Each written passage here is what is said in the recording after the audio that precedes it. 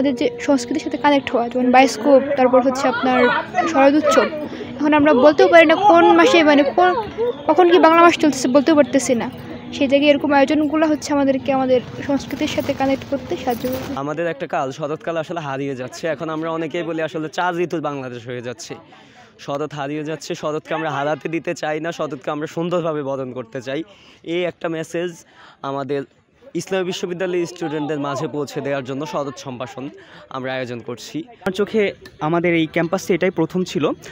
এই যে আমাদের ঋতুতে যে শরতের যে আগমনটা ঘটেছে, তার কারণে আমাদের যে গ্রাম বাংলার নানা রকম সাংস্কৃতিক এখানে তুলে ধরা হচ্ছে। আসলে কিন্তু আমাদের প্রকৃতির সাথে, আমাদের ঋতুর সাথে গ্রাম বাংলার সংস্কৃতিগুলো ওতপ্রোতভাবে জড়িত।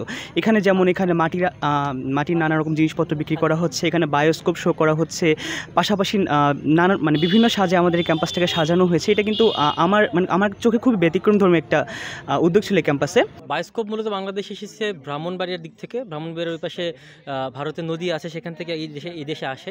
তো এখন এই জিনিসটার প্রচলন নাই। অভয়ারণ্য সবসময় চেষ্টা করে একদম ভিন্নধর্মী আমাদের যে রুট, আমাদের যে নিজস্ব যে সাংস্কৃতিক যে ব্যাপারগুলো সেগুলো তুলে ধরার। তো এবার আমরা এই বায়োস্কোপের মাধ্যমে আমরা সেই ব্যাপারগুলো তুলে ধরার চেষ্টা করেছি। ন্যাচারাল ব্যাকটেরিয়ালাইসিসের সুরক্ষায় ফ্রেশ ও অ্যাক্টিভ সব সময়। এখন ধুলাবালি জীবাণু ঘাম ক্লিন বোল্ড রিমার্ক